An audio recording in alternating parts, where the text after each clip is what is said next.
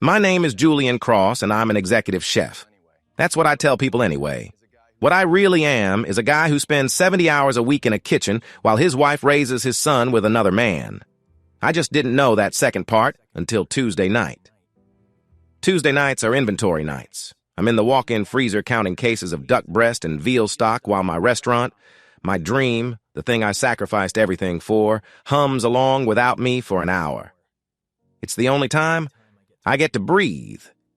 It's also the only time I get to check my phone without looking like an asshole in front of my line cooks. I pulled out my phone and opened the baby monitor app. Leo's room came up first. The night vision feed showed his little chest rising and falling under his dinosaur blanket. 4 years old, and he still sleeps like he's been sedated. I smiled. My breath came out in clouds in the freezer. I scrolled to the second camera. Sloane reading in our bed, probably. She always reads after putting Leo down, but I fat-fingered the screen. The living room camera opened instead. Sloane was on the couch. A man's hand entered the frame holding a glass of wine. The hand had a gold watch I recognized. Vance, my investor, my mentor, my wife's. He sat down next to her. She leaned into him, rested her head on his chest like she used to do with me back when I had time to sit on a couch. He kissed her hair. She tilted her face up, and he kissed her mouth. Long, slow, the way you kiss someone you love. I stood there in the freezer, 38 degrees. My hands went numb. The phone almost slipped. Someone was screaming my name from the kitchen, but I couldn't hear them. All I could hear was the sound of my own breathing echoing off the stainless steel shelves. I backed out of the app and opened the camera history. I scrolled back. Last Tuesday, same thing. Vance's car in the driveway at 8 p.m. I scrolled further. 2 weeks ago, same. Every Tuesday, every Thursday. The nights I do inventory. The nights I told Sloane I'd be home late. Someone banged on the freezer door. "Chef, we need you on the line. The Six Top wants to talk about the special." I shoved the phone in my pocket, walked out, smiled, finished service, plated 100 dishes, collected compliments, shook hands, played the part of the grateful artist who finally got his shot, and all I could think was, how long? How fucking long? The next morning, I made coffee. Sloane came downstairs in her yoga pants and one of my old t-shirts. She kissed my cheek, sat down at the kitchen island, smiled. "You look wrecked, babe. Inventory night was brutal." I handed her the coffee. "Yeah, took forever. How was your night?" "So boring. Leo was asleep by 8. I just read and crashed." She sipped her coffee, looked at me with those green eyes that used to make me forget how tired I was. "You should take a night off. You're burning yourself out." I opened the dishwasher to put my cup inside. 2 wine glasses sat in the rack, both with lipstick on the rim. Same shade. Her shade. "Maybe I will," I said. She went to her yoga class. I went to the restaurant. I sat in my office and stared at the iPad I use for recipe management. It's actually Sloane's old one. She upgraded last year and gave me the hand-me-down. I never thought to wipe it. I opened her email. She never logged out. There was a folder labeled V Consulting. I clicked it. The first email was from Vance.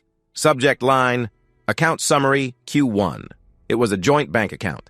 His name and hers. $50,000, deposits every month, withdrawals for things like Leo's swim lessons and summer camp deposit and date night, Gibson's.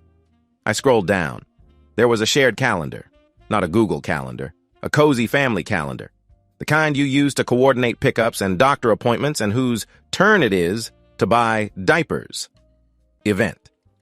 Vance, Leo's swim lesson. Tell Jay it's with Sarah. Event. V overnight. Jay doing double shift. Event. Family dinner. Morton's. Family. The word sat there on the screen like a tumor. I heard the back door open, my sous chef coming in early. I closed the iPad, smiled. Got back to work. Vance showed up at 4 that afternoon. He always shows up unannounced. Calls it checking on his investment. He walked into the dining room in his tailored suit, grinning. Slapped me on the back like we were brothers. "Jules, got time for a tasting? I want to talk about expansion." I wanted to take the boning knife in my apron and open his throat right there on the Italian tile I picked out. Instead, I smiled. Always have time for you, Vance. Let me plate something special. I went back to the kitchen, made him my best dish. Seared duck breast with cherry gastrique and roasted root vegetables. I plated it like I was sending it to God himself. Brought it out with a glass of the burgundy he loves. He cut into the duck. Moaned. Fucking incredible, Jules. You're an artist. You know that? I try. He leaned back in his chair, sipped the wine. You're killing yourself, Jules. You need to expand the hours. Take on more private events. Let me put more capital in. You take care of the food, I'll take care of the rest. I stared at the knife in his hand, the way he cut the meat. Precise, confident, like he owned it. You've been taking care of a lot lately, I said. I appreciate it. He smiled. That's what I'm here for, brother, to make sure you can focus on what you're good at. Brother. The word made me want to vomit. He finished his meal, left a $100 bill on the table even though he never pays for anything here, told me to take Sloane out somewhere nice with it. She deserves it, he said. Woman like that holding down the fort while you chase your dream? That's a gift, Jules. Don't forget to appreciate her. I watched him walk out, get into his Porsche, drive away to whatever fucking life he's built with my wife and my son. That night, I stayed late, sent everyone home, locked myself in my office with a bottle of scotch and the restaurant's foundational LLC documents. I'm not the majority owner. Vance holds 40%. Sloane holds 20% through some bullshit consulting LLC she set up 2 years ago. I hold 40%. If I leave her, I lose the restaurant. The thing I've killed myself for, the thing I've sacrificed my marriage for, my son's childhood, my health, my sanity. It was a trap, a beautiful, expensive trap. I kept digging through her old iPad files, found a folder labeled medical, clicked it. A blood-type document from Leo's 4-year checkup. I remember that appointment. Sloane took him, told me it was just routine. They needed it for preschool enrollment. Leo is type A. I'm type O. Sloane is type O. 2 type O parents can't produce a type A child. Basic biology. I took the class. I know the fucking Punnett square. I sat there with the iPad in my lap and the scotch in my hand, and I felt the walls close in. The whole room started spinning. 4 years. 4 years I've been raising another man's son, while that man fucked my wife in my house on the nights I was counting duck breasts in a freezer. I finished the bottle, drove home at 3 in the morning, sat in my car in my own driveway with the iPad glowing in the dark. I opened the shared calendar, the one I wasn't supposed to see, the one that runs the life I'm not invited to. I typed a new event for tomorrow night at 8 p.m. Julian knows everything. I hit sync. I watched the master bedroom window on the 2nd floor. 10 seconds passed, maybe 15. The light clicked on, violent, like someone slapped it. 2 silhouettes appeared in the window, one tall, one smaller, both frozen. I started the car, backed out of the driveway, drove to a hotel, and I started planning what comes next. The motel was called the Sunrise Inn. There was no sunrise. Just a parking lot with 3 working streetlights and a neon sign that buzzed like a dying wasp. $49 a night, cash only. The kind of place where nobody asks your name and the sheets smell like industrial bleach. I sat on the edge of the bed with my phone in my hand. Powered off. I'd been staring at the black screen for 6 hours. They were panicking. I knew they were. Sloane would have checked the calendar the second that light clicked on. She would have seen my entry. Julian knows everything. 3 words that detonated their entire world. She'd be calling, texting. Maybe she drove to the restaurant. Maybe Vance told her to wait. Maybe they were in my house right now, planning their next move. Figuring out how to spin it. How to gaslight me. How to make me think I was crazy. I turned the phone over in my hands. Felt the weight of it. All I had to do was turn it on and I'd see it. 50 missed calls, 100 texts, voicemails full of her voice cracking with panic or practiced concern. I didn't turn it on. I spent 48 hours in that room, ate vending machine food, showered in a stall that had black mold creeping up the grout, stared at the water-stained ceiling, and let myself feel everything I'd been too busy to feel. The grief came first. Heavy. Suffocating. I mourned the marriage I thought I had, the son I thought was mine, the mentor I thought gave a shit about me. I let myself cry in that ugly room where nobody could see me, where nobody could use it against me. Then the anger. White hot. I wanted to drive back to my house and beat Vance's face into the Italian tile. I wanted to scream at Sloan until my voice gave out. I wanted to burn the whole fucking thing down and walk away. But I didn't. Because anger is loud. Anger is visible. Anger gives them something to use. They could call the cops, get a restraining order, paint me as the violent, unstable husband. Take Leo, take the restaurant, take everything and leave me with nothing but a criminal record and supervised visitation every other weekend. So I buried the anger, packed it down deep where it could turn cold and sharp and useful. By the second night, I wasn't Julian Cross, the betrayed husband, anymore. I was something else, something patient, something invisible. I turned my phone on at dawn on the third day. It vibrated for 3 straight minutes, 62 missed calls, 97 texts. I didn't read any of them. I just got in my car and drove home. Sloane's car was in the driveway. Vance's Porsche was nowhere. Smart. They wouldn't be stupid enough to have him there when I came back. I walked in through the front door. Sloane was standing in the kitchen. She looked like she hadn't slept. Hair in a messy bun. No makeup. One of my sweatshirts hanging off her frame. She'd been crying. I could see the puffiness around her eyes. She saw me and froze. "Julian." I didn't say anything. Just stood there. Let her sweat. "Where the hell have you been? I've been calling you for 2 days. I was about to file a missing person report. I thought something happened to you." I set my keys on the counter, looked at her. Really looked at her. This woman I'd loved. This woman who'd built a whole other life behind my back while I was plating duck breast for strangers. And then I broke. Not for real. But she didn't know that. I let my face crumple, let my voice crack. "I'm sorry. I'm so fucking sorry." She blinked, confused. "What?" "The calendar entry. I pressed my hands against my eyes like I was trying to hold my skull together. I don't even remember typing it. I was so exhausted. I'd been awake for 36 hours, the inventory, the double shift. I started seeing things that weren't there. I thought, Jesus Christ, I thought I saw... "Julian, what are you talking about?" I looked up at her, made my eyes red, made my voice small. "I thought I saw you with someone, on the camera feed, but it was just a shadow. Just the TV. I know that now. I know I was hallucinating. But I panicked. I typed that stupid message and then I lost it. I couldn't come home, I couldn't face you, I thought I was losing my mind." She stared at me, processing, trying to figure out if I was lying. I kept going, gave her the performance of my life. I checked myself into a motel. I turned off my phone because I was ashamed. I've been working so much I'm not sleeping. I'm not eating. I'm not present. I'm missing Leo's childhood. I'm missing our marriage, and my brain it snapped. "I'm so sorry, Sloane. I'm so fucking sorry." I watched her face, watched the fear start to melt, watched the calculation behind her eyes. She took a step toward me, cautious, like I was a wounded animal. "Julian, baby, you scared the shit out of me." I know I did." She bit her lip, looked down, and then she said it. "I need to tell you something." I waited. "Vance and I..." She paused, chose her words carefully. "We've been spending a lot of time together, planning the expansion, working on the business.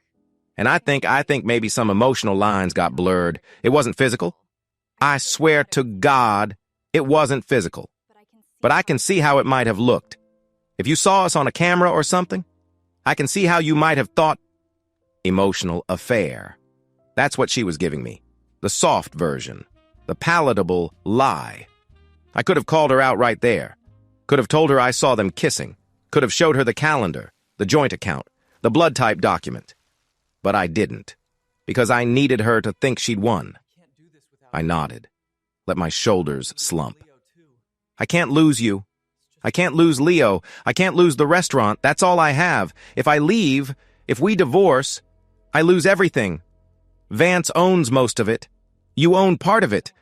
I'm just the fucking chef. She reached out, touched my arm. You're not going to lose anything. Promise me. I looked at her with desperate eyes. Played the part of the broken man. Promise me you'll keep it away from Leo. Keep it private. I'll keep working. I'll keep making us money. I'll keep my head down. Just let me keep my son. That's all I'm asking. I watched something shift in her face. The relief was immediate, overwhelming. She'd been terrified I was going to blow up her life, lawyer up, expose everything, burn it all down. Instead, I was begging, surrendering, making myself small, and I saw it. The exact moment the relief curdled into something else. Contempt, disguised behind concern, hidden under sympathy. She pulled me into a hug, stroked my hair. Of course, baby, of course. We're going to be okay. I let her hold me, let her think she'd defused the bomb. But what she didn't understand was this. I just made myself invisible. To her, I was pathetic now, weak, a man who'd caught his wife cheating and begged her not to leave, a man who'd choose humiliation over confrontation, a man who could be managed, controlled, kept busy in a kitchen while the real adults ran the show. To Vance, I was a spineless workhorse, a non-threat, a useful idiot who'd keep cooking his way to their fortune while they fucked in my bed and raised my son. His son? Like I didn't exist. I was a ghost in my own life. And ghosts can move through walls. Sloane pulled back, smiled at me with practiced warmth. Why don't you go take a shower? I'll make you breakfast. You look exhausted. Yeah, thanks. I walked upstairs, stood in the bathroom, looked at myself in the mirror. The old Julian was dead, buried in a motel room on the outskirts of town. What stood in front of me now was something colder, something patient, something that knew how to wait. I turned on the shower, let the steam fill the room, and I started planning what comes next. Vance called 3 days later. I was prepping for dinner service when my phone buzzed. Jules, my office. Tomorrow at 10, I've got a proposal that's going to change everything. Not a question. A summons. That's how he talked to me now, ever since I'd crawled back with my tail between my legs. I'll be there, I said. Bring your chef whites. I want you looking the part when I introduce you to the franchise consultants. Franchise. The word made my stomach turn. He wanted to mass-produce my food, turn my art into assembly line garbage pumped out of identical kitchens and strip malls across the Midwest. Sounds exciting, I said, made my voice eager, grateful. Can't wait. He hung up without saying goodbye. I showed up at his office building in my chef coat. Clean, pressed, the obedient artist ready to perform for the money men. Vance's office took up the entire top floor. Floor-to-ceiling windows, marble, everything. The kind of place designed to make you feel small. He was sitting behind his desk when I walked in. 2 guys in suits flanked him. Franchise consultants. They looked at me the way you'd look at a trained dog. Julian! There he is! Vance stood up, walked around the desk, grabbed my shoulder like we were best friends. Gentlemen, this is the genius I've been telling you about. Best chef in the city. Hell, best chef in the state. I smiled, shook their hands, played my part. Sit, sit. Vance gestured to the chair across from his desk. I sat. The consultants stayed standing. Power move.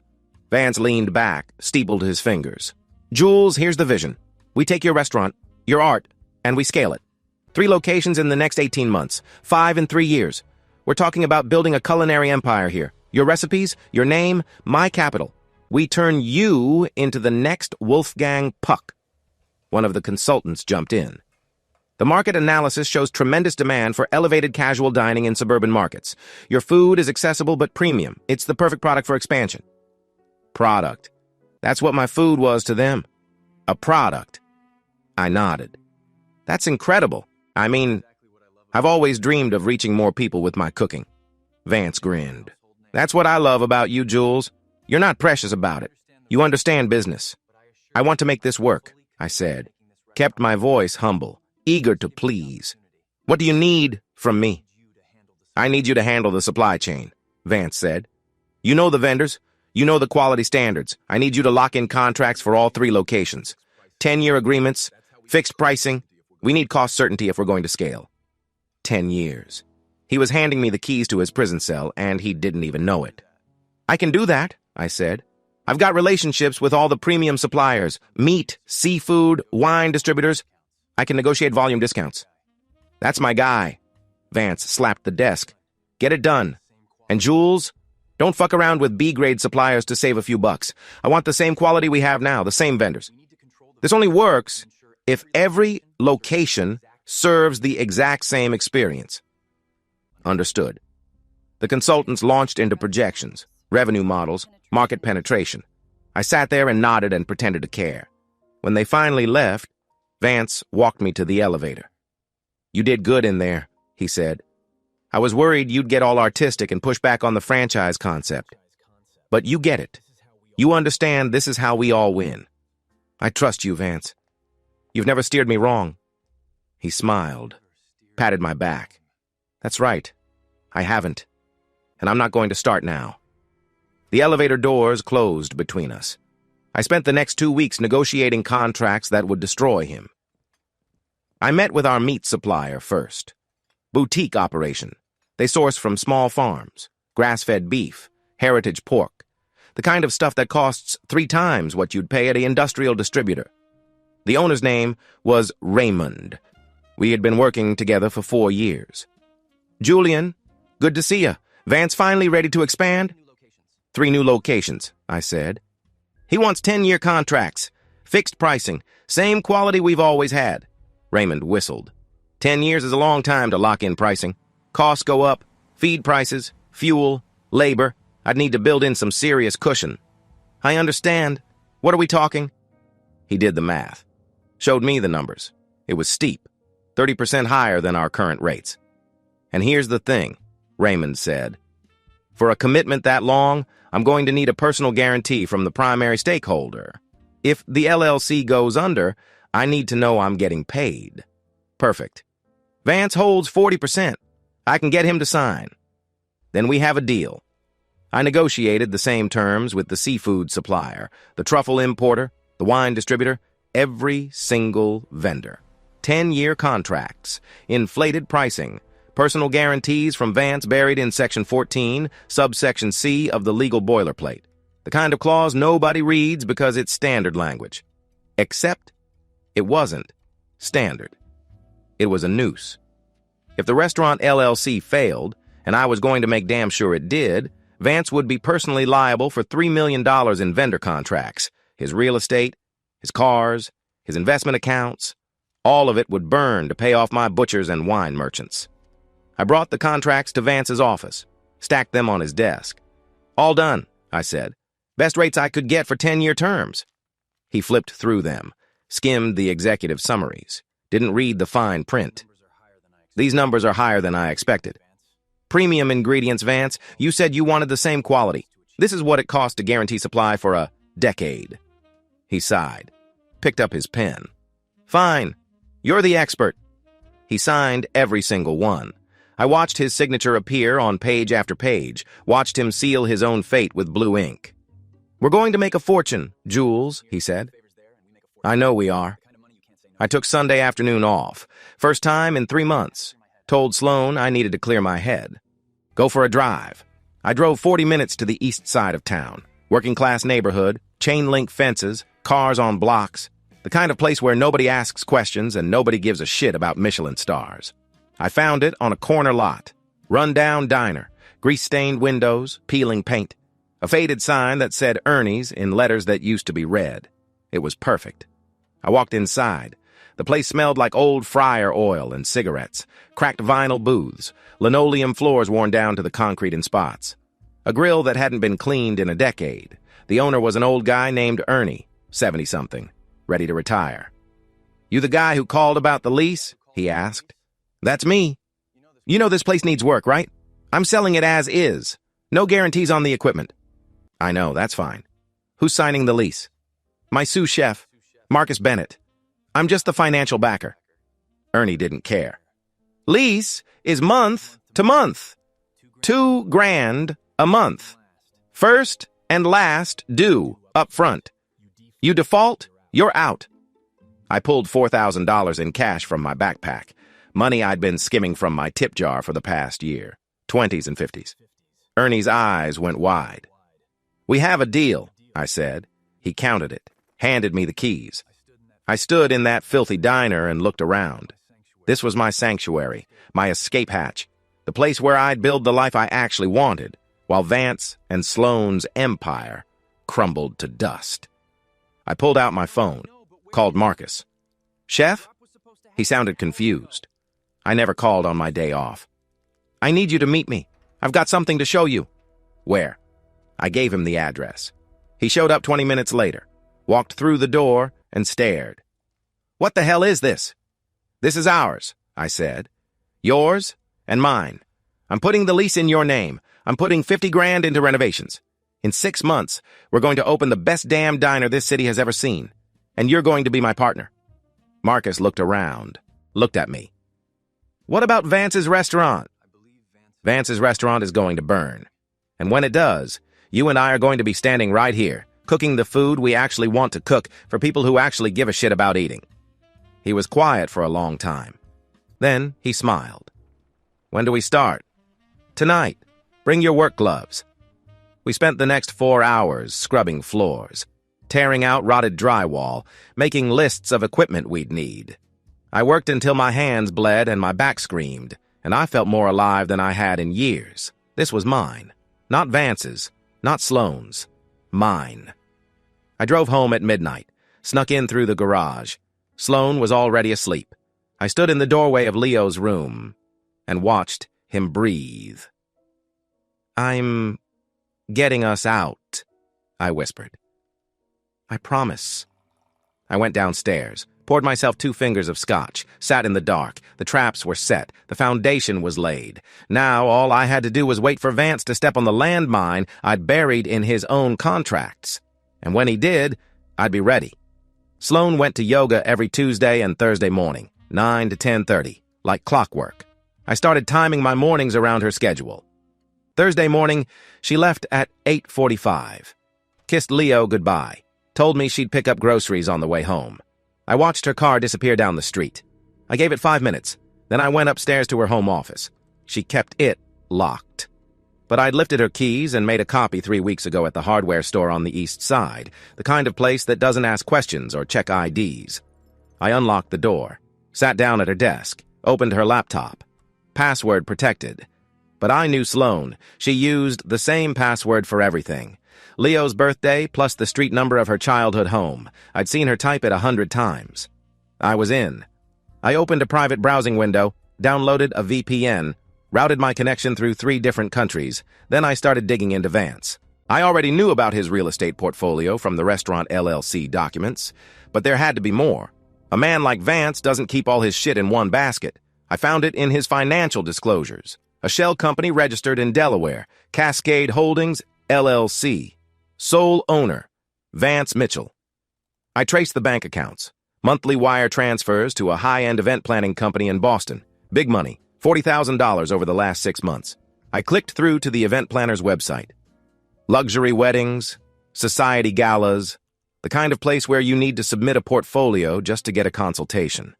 I searched Vance's name in the site's client portal. Password protected, but sloppy. They used a generic WordPress plugin. I'd hacked through worse security when I was setting up the restaurant's website. 5 minutes later, I was in. There it was, Vance Mitchell. Client since January. Event date, June 12th. Venue, the Fairmont Copley Plaza, Boston. Guest list, 200 people. Bride, Natalie Ashford, 26 years old. Socialite, daughter of a hedge fund manager. I sat back, stared at the screen. Vance was engaged, not to Sloane. To some 26-year-old trust fund kid who probably thought Vance was her fairy tale ending. I scrolled through the documents, found the invoice for the engagement ring. Cartier, $42,000. Purchased 3 months ago. 3 months ago. While he was still fucking my wife. While he was still playing house with Leo. While he was still calling me brother and slapping my back like we were family. I felt the anger rise up. Hot. Sharp. But I pushed it back down. This wasn't about anger. This was ammunition.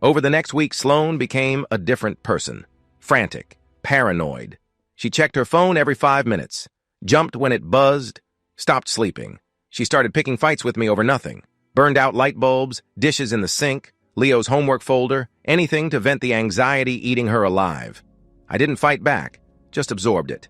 Played the dutiful, pathetic husband. But I watched. I watched her call Vance 6 times in one afternoon and hang up when he didn't answer. I watched her pull up flight records to Boston. I watched her stalk Natalie Ashford's Instagram like a woman possessed. At night, she'd sit in the dark living room with a glass of wine and her laptop, scrolling, searching, trying to find proof that Vance loved her more than the 26-year-old with the trust fund. She wouldn't find it. Because Vance didn't love anyone. Not really. Not the way Sloane wanted to be loved. He loved money. He loved control. He loved the game. And Sloane was finally realizing she was just another piece on his board. I found her crying in the bathroom one night. Door locked, water running. But I could hear her through the door. I knocked. "Sloane? You okay?" "I'm fine. Go away." "Let me in." "I said I'm fine, Julian. Just give me a minute." I stood there, listened to her sob. And I felt nothing. Not pity, not satisfaction. Nothing. I'd carved out the part of me that used to care about her pain, buried it next to the part that used to love her. What was left was just cold calculation. She was breaking. Exactly the way I needed her to break. And when she finally shattered completely, I'd be ready to pick up the pieces that mattered. Leo, the restaurant, my future. Everything else could burn. Sloane stopped eating dinner. Not all at once. It was gradual, deliberate. The kind of slow starvation that's easy to miss when you're busy pretending you don't notice. She'd push food around her plate, take a few bites of salad, claim she'd eaten a big lunch. But I'd started watching the kitchen trash. Empty protein bar wrappers, half-eaten yogurt cups. The breakfast she claimed to finish was scraped into the garbage disposal when she thought I wasn't looking. She was disappearing. Not just physically, emotionally, mentally. The woman who used to fill a room with her presence was becoming a ghost. And I let it happen. Because a weak, paranoid, starving Sloane was exactly what I needed. Thursday morning, she left for yoga again. Same routine, same time. I watched her pull out of the driveway in her BMW. Waited 5 minutes. Then I went upstairs to her office. I'd been through her laptop a dozen times by now. I knew where she kept her important files, her client invoices, her LLC documents, the secret calendar she shared with Vance, but I'd never cracked her iCloud account. She had 2-factor authentication enabled. Every time I tried to log in from a new device, it sent a verification code to her phone. I couldn't get past it. Until I remembered something. 2 years ago, when she upgraded her phone, she gave me her old one, told me to wipe it and sell it. I never did. Just shoved it in a drawer in my office at the restaurant. I'd brought it home last night. Plugged it in. Let it charge. Now I pulled it out of my jacket pocket. Powered it on. The screen came to life. Her old lock screen photo, Leo, at 2 years old. Covered in birthday cake frosting, I typed in her passcode. Same one she'd been using for years. Leo's birthday plus her childhood street number. I was in. I opened the iCloud app. It was still logged into her account. The 2-factor authentication didn't trigger, because this was a trusted device. A device she'd forgotten existed. I started with her email archives. The ones she'd deleted from her current phone but never purged from the cloud. There were thousands of messages, years of correspondence. I filtered by sender, looked for therapist names, counselor names, anything that might give me insight into why she'd hidden Leo's paternity from Vance. I found it buried in a folder labeled Dr. Chen, private. The first email was dated 4 years ago, 3 months before Leo was born. Subject line, "I don't know what to do." I opened it. "Dr. Chen, I know you said I need to make a decision soon, but I'm paralyzed. Vance made it clear from the start he doesn't want children, ever. He says they're financial black holes, lifestyle killers. He's told me multiple times that if I ever got pregnant, he'd expect me to terminate. But I can't. I want this baby. I know that sounds insane, given everything we've talked about, but I do. And I know Julian will step up. He's desperate for a family. He'd be thrilled if I told him I was pregnant. He'd never question it. So here's what I'm thinking. I tell Julian the baby is his. I let him be the father. I keep Vance in my life as my partner, my lover, my real future. And I get to have the baby without losing everything. Is that terrible? Does that make me a monster? I just need you to tell me I'm not crazy. Sloan. I stopped reading, stared at the screen, read it again. She knew. From the beginning. She knew exactly what she was doing. She didn't accidentally get pregnant and panic. She didn't make a scared, desperate choice in the moment. She calculated it, planned it, executed it. She used me as a human incubator, a safety net, a disposable sperm donor with legal obligations and no rights. I scrolled down, found Dr. Chen's response. Sloan, what you're describing is a form of reproductive coercion. You would be deceiving Julian about paternity, trapping him into financial and emotional obligations under false pretenses. This is not just unethical. It could have serious legal consequences if discovered. I strongly urge you to be honest with both men. You deserve to make an informed choice. So do they. Dr. Chen. I kept scrolling, found Sloan's reply. I understand what you're saying, but you don't understand Vance. If I tell him, he'll leave me. And if I tell Julian the truth, he might refuse to raise another man's child. Then I lose everything. I'm not trying to be cruel. I'm trying to survive. I'm trying to build the life I want with the resources I have. Julian will never know. And even if he finds out someday, by then it won't matter. He'll be too attached to Leo to walk away. Biology won't matter anymore. I know you think I'm wrong. But I'm doing this. I've made my choice. Thank you for listening. Sloan. That was the last email in the chain. I sat there in her office chair, stared at the words on the screen. He'll be too attached to Leo to walk away. She was right. I thought about Leo, asleep upstairs in his dinosaur pajamas, the way he laughed when I made pancakes shaped like bears, the way he held my hand when we crossed the street, the way he called me Daddy, like it was the most natural thing in the world. Biology didn't matter. Not anymore. Not ever. Vance's DNA might be swimming through Leo's cells, but I was the one who taught him to tie his shoes. I was the one who sat through 47 viewings of Toy Story. I was the one who held him when he had nightmares about monsters under the bed. Vance wasn't his father. Vance was a sperm donor who didn't even know he donated. But the email confirmed something else. Something I'd been suspecting but couldn't prove until now. Vance would never fight for Leo. If Vance found out Leo was his biological son, he wouldn't embrace fatherhood. He wouldn't suddenly transform into a loving dad. He'd run. Because Leo represented everything Vance despised: obligation, responsibility, financial liability. Which meant Leo was mine, legally, morally, completely. All I had to do was make sure Sloan and Vance destroyed each other before they destroyed me. I copied the emails to my encrypted flash drive, deleted the browsing history, powered down the old phone, put it back in my jacket pocket. Then I went downstairs and made myself coffee. When Sloan came home from yoga, I was sitting at the kitchen island reading the news on my iPad. Casual, relaxed, like I'd been there all morning. She walked in, dropped her yoga mat by the door, looked at me. You're home? Took the morning off. Marcus can handle prep. She opened the fridge, pulled out a bottle of water. Didn't make eye contact. How was yoga? I asked. Fine. You look tired. I didn't sleep well. I nodded. Sipped my coffee. You've been sleeping badly a lot lately. She turned to face me. Her expression was sharp, defensive. What's that supposed to mean? Nothing. Just an observation. You seem stressed. I am stressed, Julian. I'm stressed because I have a husband who works 90 hours a week and barely speaks to me. I'm stressed because I'm raising our son alone. I'm stressed because... She stopped, caught herself. Because what? I asked. She shook her head. Nothing. Forget it. Is it Vance? Her body went rigid. What about Vance? You've been spending a lot of time with him, working on the expansion. I just wondered if the project was stressing you out. She stared at me, trying to read me, trying to figure out if I was fishing or if I actually knew something. The project is fine, she said. Vance is fine. Everything is fine.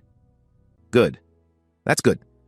She turned away, started walking toward the stairs, then stopped, looked back at me. Why are you really home, Julian? I looked up at her, made my face open, honest. I missed you. I wanted to have breakfast together. Is that so strange? She didn't answer, just stared at me for a long moment. Then she went upstairs. I heard the door to her office close, heard the lock click. She was checking her computer, making sure I hadn't been snooping. I smiled into my coffee cup. Let her check. She wouldn't find anything. I was a ghost, invisible, moving through her life without leaving a trace.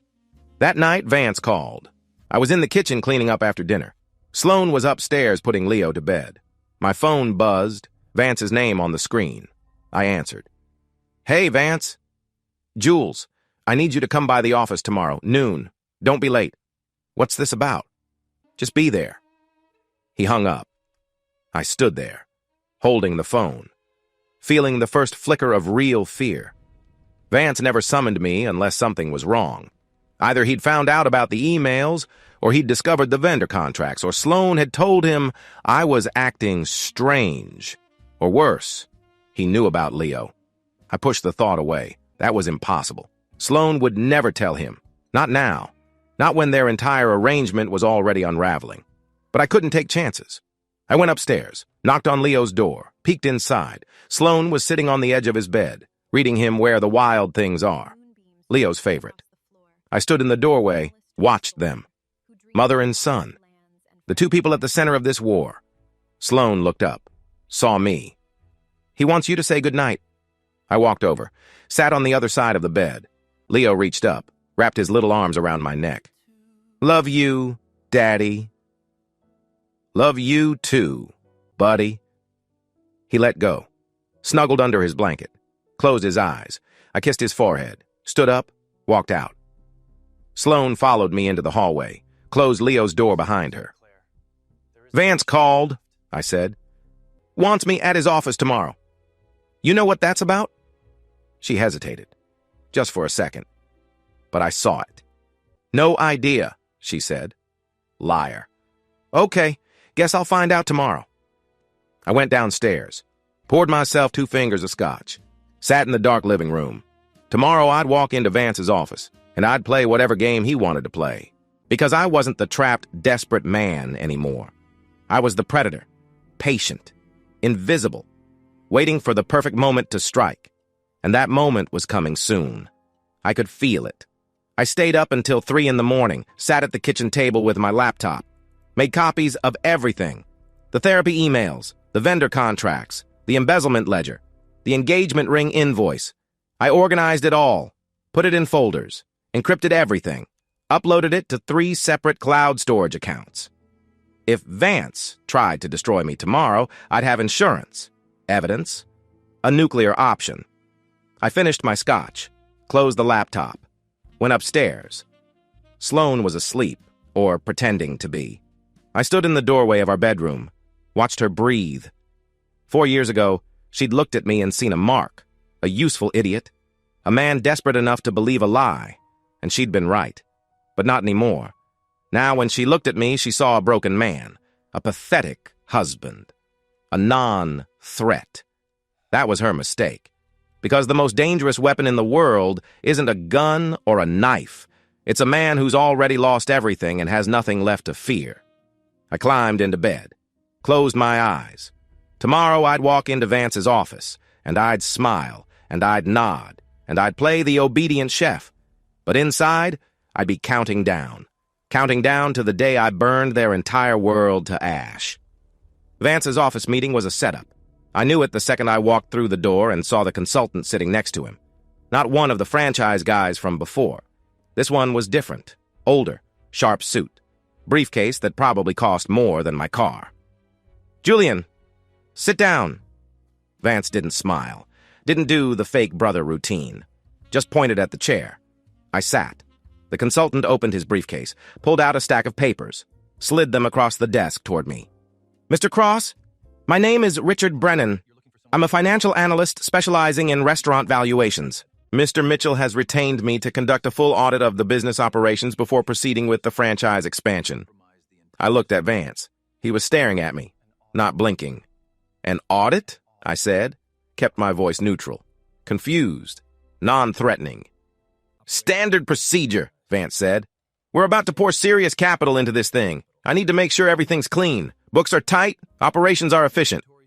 Brennan jumped in. "I'll need access to your inventory systems, vendor contracts, payroll records, and all financial documentation for the past 3 years. Mr. Mitchell tells me you handle most of the day-to-day operations." "Yeah, I do." "Good. Then you'll be my primary point of contact. I'll need you available for daily check-ins starting Monday. This process typically takes 4 to 6 weeks. 4 to 6 weeks of this guy crawling through every corner of my business, looking at every invoice, every contract, every vendor agreement. He'd find the poison pills I'd buried in Vance's supply contracts. He'd see the inflated pricing, the personal guarantee clauses. He'd tell Vance exactly what I'd done. I felt my heart rate spike, but I kept my face blank. Cooperative. "Whatever you need," I said. "I want this expansion to work. I'll make myself available." Vance leaned forward. "I knew I could count on you, Jules. You're a team player. Always have been." The meeting lasted another 30 minutes. Brennan explained his process, asked preliminary questions about our current vendors, our cost structure, our profit margins. I answered everything honestly. Played the helpful, transparent chef. When it was over, I shook Brennan's hand, walked to the elevator, pressed the button. The doors closed, and I started to panic. I had 4 weeks, maybe less, before Brennan uncovered what I'd done, before he told Vance, before Vance realized I'd been playing him. I needed to accelerate everything. The diner, the extraction, the endgame. I got in my car, drove straight to the restaurant, walked into my office, locked the door. I pulled out my phone, called Marcus. "Chef, how fast can we get the diner operational?" "What?" "The diner, Marcus. How fast can we open it? Not a soft opening. Not a trial run. Full service. Paying customers. How fast?" He was quiet for a second. "We're still renovating. The kitchen equipment won't be delivered for another 3 weeks. We don't have permits yet. We don't have a menu finalized. We don't—" "Forget the permits. We'll operate off books for now. Forget the new equipment. We'll use what's there and supplement with my personal gear from home. And I'll have a menu ready by tomorrow." "How fast, Marcus?" Another pause. "If we work around the clock, 2 weeks, maybe less." 1 week, I said. "We open in 1 week. I don't care what it takes. I'll pay overtime. I'll pay bonuses. But we open in 7 days." "Julian, what the hell is going on?" "Vance is auditing the restaurant. He hired a financial analyst. If he finds what I've been doing, we're done. I need the diner operational before that happens. I need an escape hatch. You understand?" "Yeah, I understand." "Good. Meet me there tonight. Midnight. Bring your tools. We're working through the night every night until we're open." I hung up. Sat there in my office. Tried to think. The audit changed everything. I'd been planning a slow extraction, a patient dismantling of Vance's empire while I built mine in secret. But I didn't have time for slow anymore. I needed to move faster, work harder, sleep less. I needed to become a ghost in 2 places at once. The schedule was brutal. 5 a.m. to 2 p.m. Run the main restaurant. Prep, service, manage the line, smile at customers, pretend everything was fine. 2 p.m. to midnight, deal with Brennan, answer his questions, show him invoices, walk him through operations, play the cooperative, transparent chef while he slowly uncovered my traps. Midnight to 5 a.m., the diner, scrub floors, install equipment, test recipes. Build the foundation of my new life while the rest of the city slept. 5 hours of work at the diner, 9 hours at the restaurant, 10 hours with the auditor, no sleep, no rest, just coffee and adrenaline, and the knowledge that if I stopped moving, I'd collapse. The first night at the diner, Marcus and I ripped out the old grill. It was rusted through. Useless. We hauled it to the dumpster behind the building. Came back inside covered in grease and sweat. "We need a new flat top," Marcus said. "That's $5 grand minimum." "I've got one in my garage at home, commercial grade. I bought it 2 years ago for catering events that never happened. It's been sitting in storage. We'll move it tomorrow night." "What about ventilation? The hood system is shot." "I know a guy who does off-books HVAC work. I'll call him tomorrow. He owes me a favor." We worked until the sun came up. Painted walls, patched drywall, Fixed the walk-in cooler that hadn't run in 3 years. By the time I left to open the main restaurant, my hands were bleeding and my back felt like someone had taken a hammer to my spine. But I didn't stop. I went home, showered, changed into clean chef whites, drove to the restaurant, smiled at my staff, started prep for lunch service, and I did it again the next night, and the night after that. On day 3, I started moving my recipes. Not the ones at the main restaurant, those were Vance's now. Those were the dishes I'd created to make him rich. The duck breast with cherry gastrique, the truffle risotto, the lamb shank with red wine reduction. Those dishes were my past. At the diner, I cooked the food I actually wanted to make. The food that made me fall in love with cooking in the first place. Short rib hash with a fried egg on top. Buttermilk fried chicken with hot honey. Smash burgers with caramelized onions and garlic aioli. Mac and cheese with 4 types of cheese and a panko crust. Comfort food. Real food. The kind of food that makes you close your eyes when you take the first bite because it tastes like home. I tested every dish, tweaked every recipe, made Marcus taste everything. "This is incredible," he said, mouth full of the short rib hash. "This is better than anything we serve at the main restaurant." "I know. Why didn't you ever put this on the menu there?" "Because Vance wanted elevated dining. He wanted duck breast and foam and shit that looks pretty on Instagram. He didn't want food that actually makes people happy." Marcus looked at me. "You really hate him, don't you?" "Yeah, I really do." On day 5, I started recruiting. I pulled aside my best line cook first.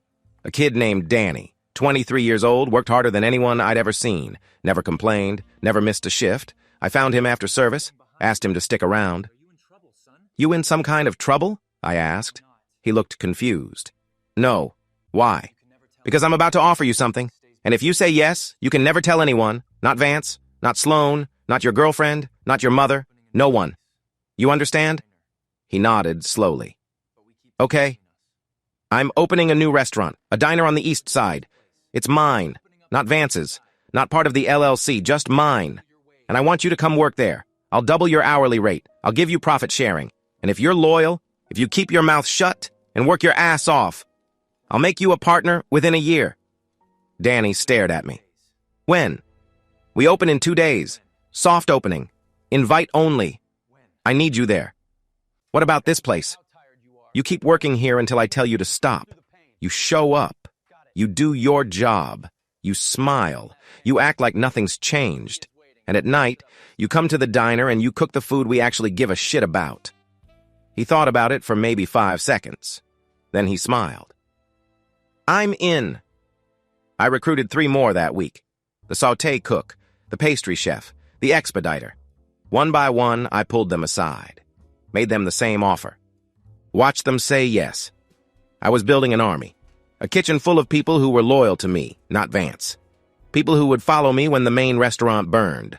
By day 6, I was hallucinating. I'd been awake for 60 hours straight, functioning on coffee and spite.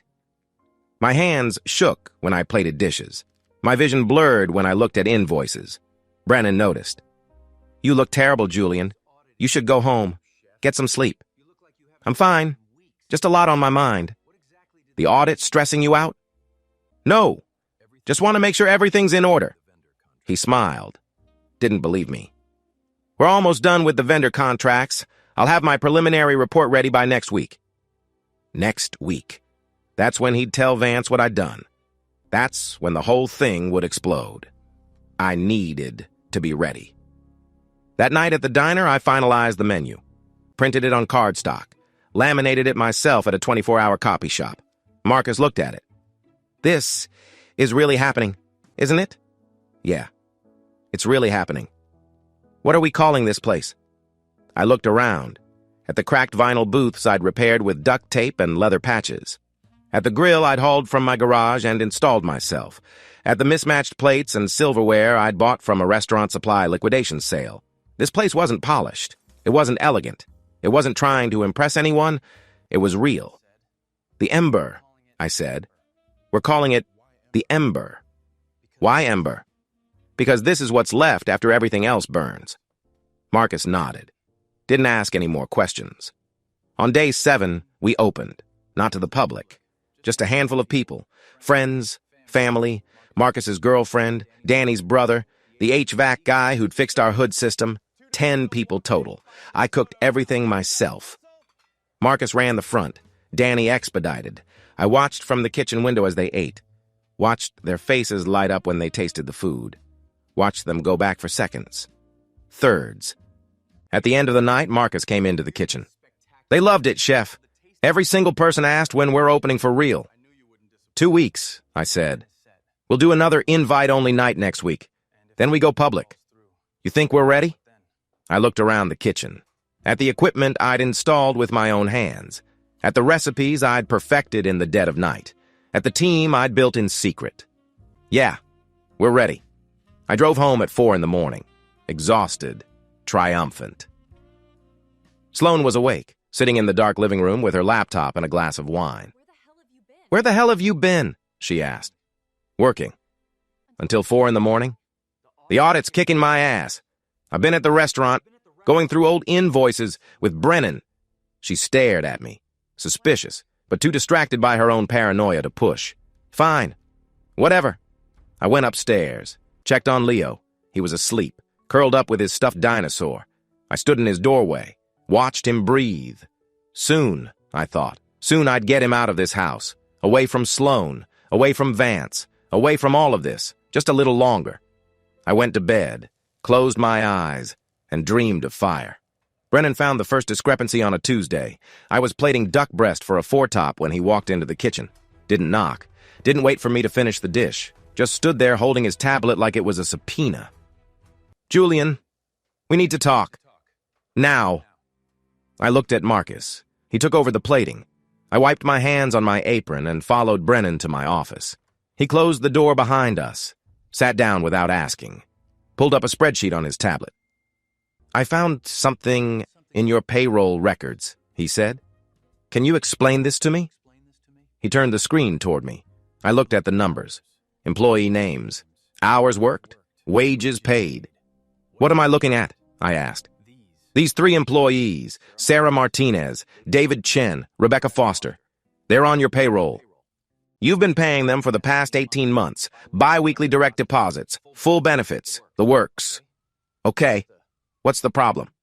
"The problem is I can't find any record of them actually working here. No time cards, no schedules. No one on your staff knows who they are. I asked every single person in this building. Nobody's ever heard of Sarah Martinez, David Chen, or Rebecca Foster." I looked at the names again. Felt my stomach drop. Ghost employees.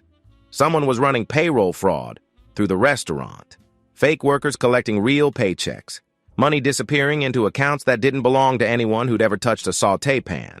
And there was only one person with access to the payroll system, besides me. Vance. "I don't know what to tell you," I said, kept my voice confused. "Cooperative. I don't handle the payroll setup. That's all done through the LLC's main office. Vance's accountant processes everything. I just approve the final numbers each pay period." Brennan stared at me. "You approve payroll without verifying the employee list?" "I trust the system. I trust Vance. I figured if someone's on the list, they're supposed to be there." He leaned back in his chair. "These 3 employees have cost the LLC over $200,000 in the past year and a half. That's not a rounding error, Julian. That's systematic fraud." "Jesus Christ, are you saying Vance is stealing from his own company?" "I'm saying someone is, and right now you're the one with signing authority on the payroll approvals." I felt the trap closing around me. Brennan thought I was in on it.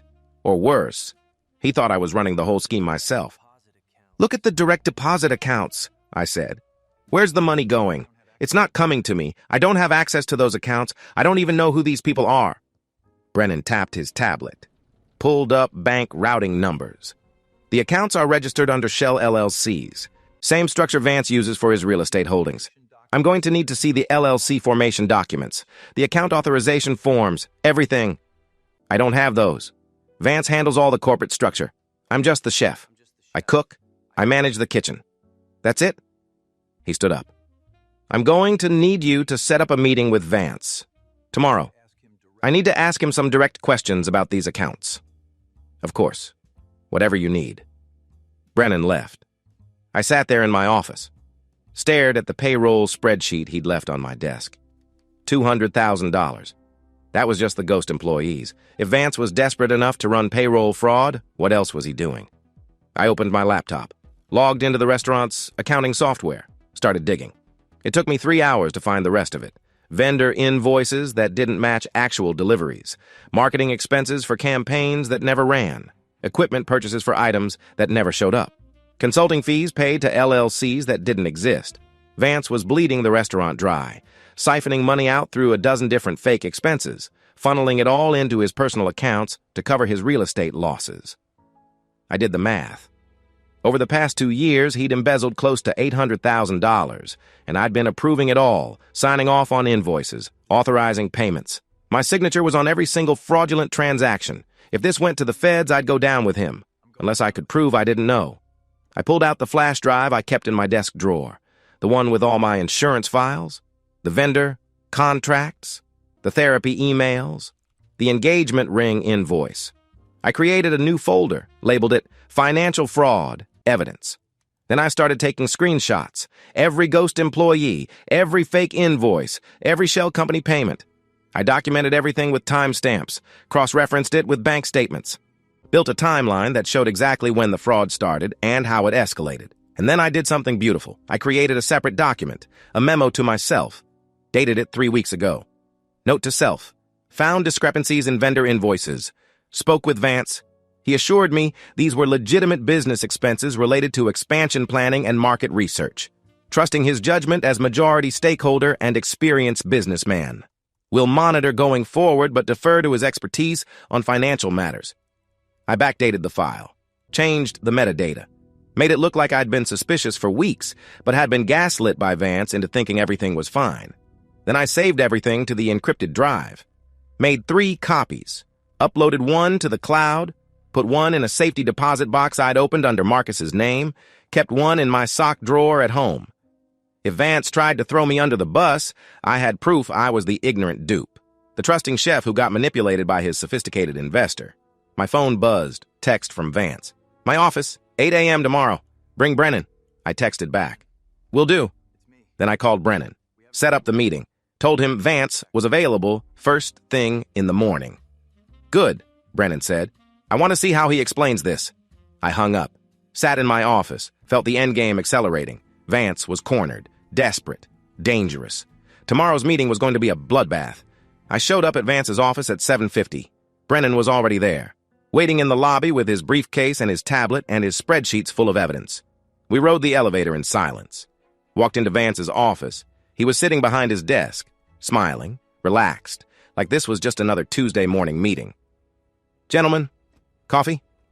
No thanks, Brennan said, sat down, opened his briefcase.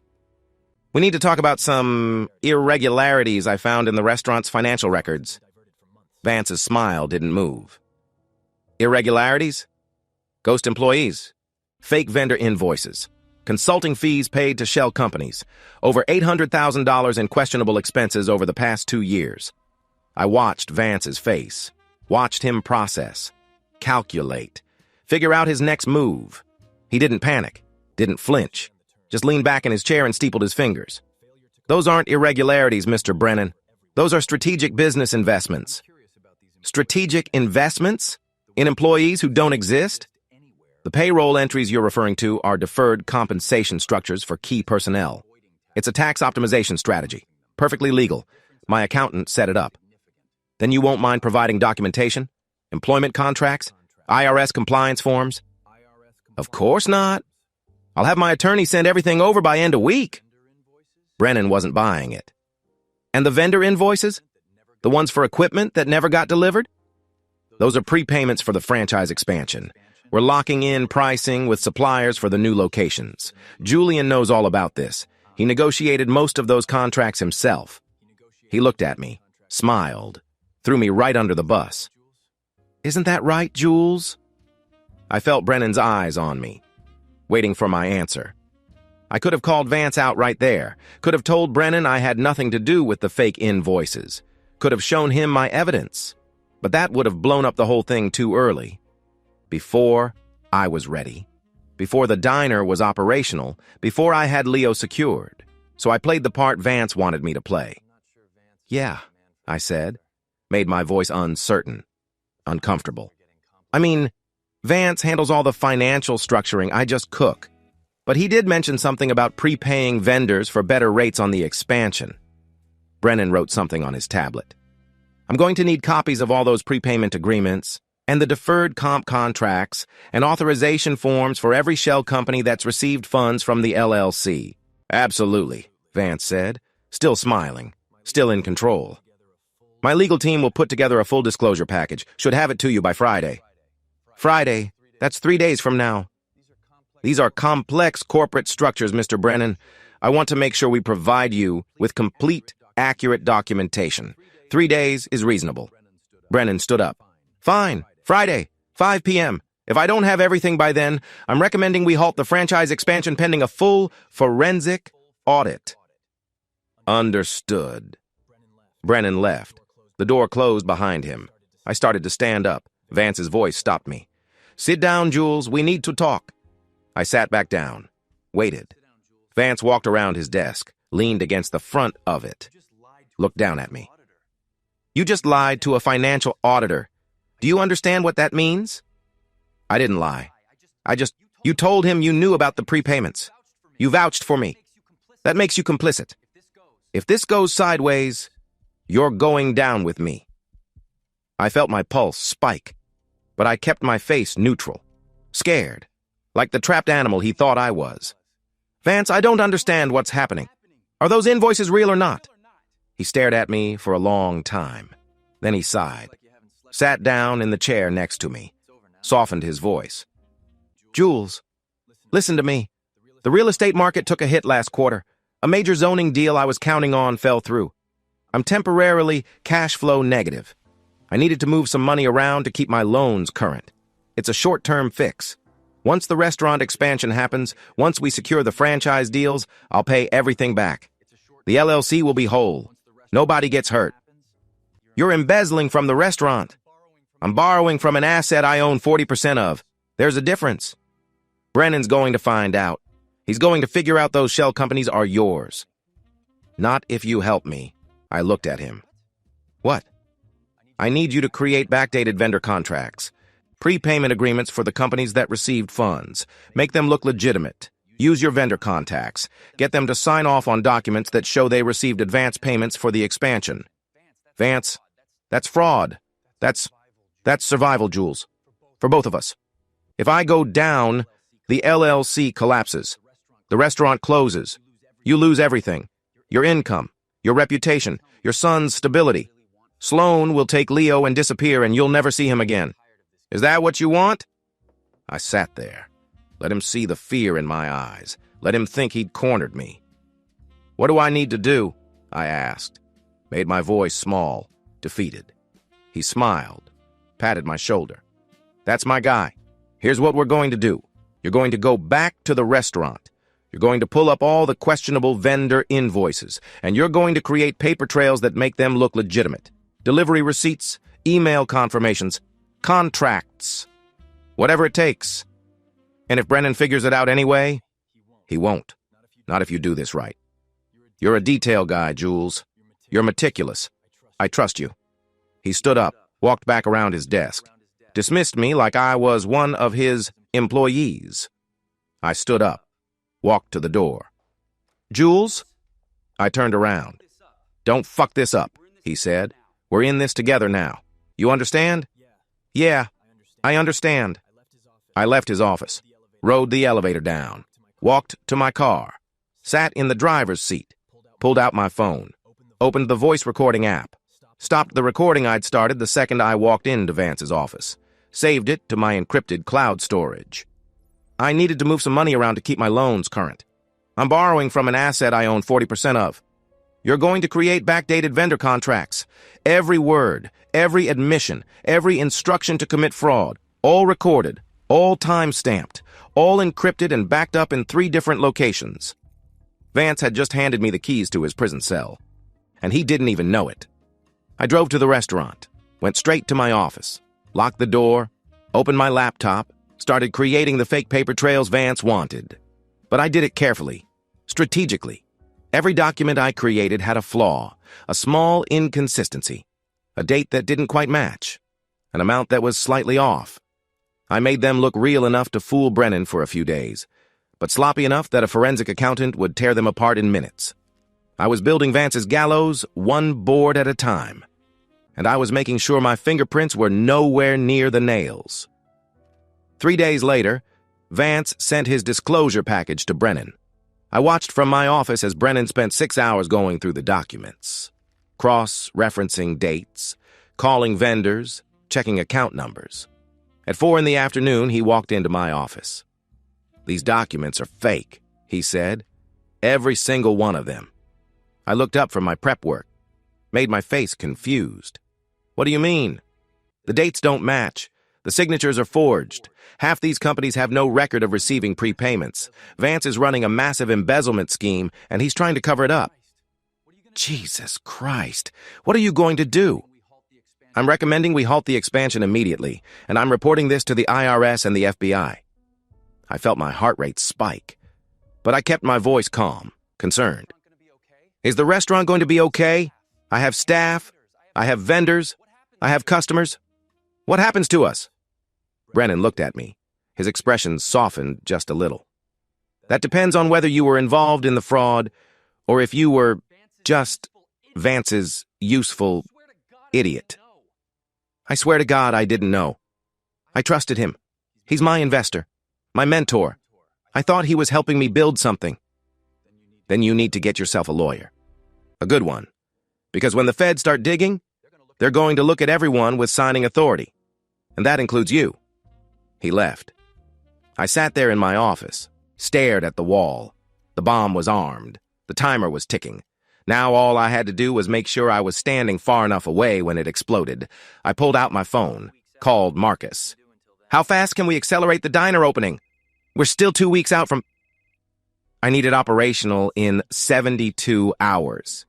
Public opening, paying customers. Can we do it?" Marcus was quiet for a second. "Yeah, we can do it. What's going on?" "The main restaurant is going to implode. I need our escape hatch open before it does. I'll call the team. We'll work around the clock." "Good. I'll be there tonight. Midnight." I hung up, went back to the kitchen, finished dinner service, smiled at customers, pretended everything was fine. And at midnight, I drove to the diner and started building my future from the ashes of everything Vance and Sloan had destroyed. Leo woke up screaming at 2 in the morning. Not the normal nightmare scream. Not the "I wet the bed" cry. This was different. Primal. The sound an animal makes when something inside is breaking. I was in his room before Sloan even stirred. Leo's pajamas were soaked through with sweat. His skin was on fire. "Daddy, I can't breathe. It hurts." I scooped him up. He was burning. I'd never felt a fever this hot. "Sloan, get up. We need to go to the hospital. Now." She came stumbling out of the bedroom, half asleep. "What? What's wrong?" "Leo's burning up. Something's really wrong. Get your keys. We're leaving." The ER triage nurse took one look at Leo and called for a doctor. No waiting room, no forms. They rushed him straight back. 104.3 degrees. That's what the thermometer said. The doctor listened to his lungs, ordered chest x-rays, started an IV. "It's bacterial pneumonia," she said. "Severe. We need to admit him. Get him on oxygen and IV antibiotics immediately." They wheeled Leo up to the pediatric ICU, put him in a room with monitors and tubes and machines that beeped every few seconds. An oxygen mask covered half his little face. He looked so small in that hospital bed, so fragile. I pulled a chair next to him, held his hand. Sloan stood by the window, checked her phone. "It's Friday. I know what day it is. Vance's Gala is tonight, the charity event at the restaurant. He's got all the potential investors coming, the real estate developers, the franchise consultants, everyone." I didn't look at her, just kept my eyes on Leo. So he needs me there. I'm supposed to be his art consultant, his hostess. I've been planning this for 3 months. Our son is in the ICU with bacterial pneumonia, and you're worried about Vance's party? It's not a party, Julian. It's a business event. It's important. Her phone rang. She looked at the screen. "Vance," she answered. "Hey, I can't talk right now. Leo's in the hospital." I couldn't hear what he said. But I watched Sloane's face, watched her expression shift from concern to conflict to something that looked like fear. I know tonight's important. I know you need me there, but he's really sick. He's on oxygen. The doctor said, more talking from Vance. Her jaw tightened. I understand. I know what's at stake. Just give me a few hours to make sure he's stable, and then I'll... She stopped, listened. Her face went pale. Okay. I'll be there by 7. I'll figure it out. She hung up. I finally looked at her. You're leaving. Julian, I have to. You don't understand how important tonight is. If Vance doesn't secure these investors, the whole expansion falls apart. The restaurant, our income, everything we've been working toward. Leo is fighting for every breath, and you're going to put on a cocktail dress and smile at rich people. You're here. He's in good hands. The nurses know what they're doing. There's nothing I can do sitting in this room that you can't do. I'll be back by midnight, I promise. I stood up, walked over to her, kept my voice low so Leo couldn't hear. If you walk out that door, if you leave our son in this hospital bed to go play hostess for the man you've been fucking behind my back, I will never forget it. You understand? I will remember this moment for the rest of my life. She looked at me, and I saw it. The calculation, the weighing of options. Her sick son versus her wealthy lover, her maternal instinct versus her fear of losing Vance's money. I'll be back by midnight, she said again. She kissed Leo's forehead. He didn't wake up. She grabbed her purse, walked out. I sat back down, held Leo's hand, and I stayed. 72 hours I sat in that chair, 3 days and 3 nights. The nurses brought me terrible coffee and vending machine sandwiches. I didn't leave, not to shower, not to sleep, not for anything. I sponged Leo's forehead when the fever spiked. I held his hand when he cried. I sang him the stupid dinosaur song he loved when he couldn't sleep. I read him stories, even when he was too tired to open his eyes. The antibiotics started working on day 2. The fever broke. His breathing eased. The doctor said he'd be okay. On the 3rd night, Leo woke up, looked at me with those big brown eyes. You stayed, Daddy. Of course I stayed, buddy. I'm always going to stay. Where's Mommy? She had to work, but she'll be back soon. He squeezed my hand. I'm glad you're my daddy. I felt something break inside my chest. Not break like it hurt. Break like something locked had finally opened. I'm glad you're my son. He fell back asleep. I kept holding his hand. Sloane came back Saturday afternoon. Not midnight like she promised. 36 hours after she left. She walked in carrying a shopping bag from Nordstrom, still wearing her makeup from the night before. How is he? He's going to be fine. Fever broke this morning. Good. That's good. She set the bag down. Didn't look at me. The Gala was a huge success. Vance secured 3 major investors. The expansion is happening. Everything worked out. I looked at my sleeping son, at the IV in his little arm, at the oxygen monitor still clipped to his finger. Yeah, I said. Everything worked out. Sloane went home to shower and change, said she'd be back in a few hours. I stayed in that chair, kept holding Leo's hand. And I made a promise to myself and to him. Biology didn't matter. DNA didn't matter. Vance Mitchell's sperm swimming through Leo's cells didn't matter. What mattered was this. I was the one who stayed. I was the one who held his hand through the fever. I was the one who sang him to sleep and wiped his tears and promised him he'd be okay. Vance could have his charity galas and his rich investors and his 26-year-old fiancée. I had something he'd never have. I had my son. Leo came home on Monday. The doctor said he was lucky. Another 12 hours and the pneumonia could have turned septic. Could have killed him. I carried him inside, tucked him into his own bed, sat with him until he fell asleep. Sloane hovered in the doorway. I can stay home this week. Take care of him. No need, I said. Didn't look at her. I already told Marcus I'm taking the week off. I've got it covered. Julian, I want to help. I'm his mother. I finally turned to face her. You left him in a hospital bed fighting for his life so you could play hostess at Vance's party. You don't get to play concerned mother now. Her face went red. That's not fair. You don't understand the pressure I was under. Vance said, I don't give a fuck what Vance said. Our son was dying and you chose him over Leo. That's all I need to understand. She opened her mouth, closed it, walked away. I waited until Leo was asleep, until Sloane was locked in her office, probably calling Vance to cry about how mean I was being. Then I went downstairs, got in my car, drove downtown. The law office was on the 23rd floor of a building that smelled like money and power. No reception area, no waiting room. Just a heavy wooden door with a brass nameplate. Elias Crane, Family Law. I knocked. Come in.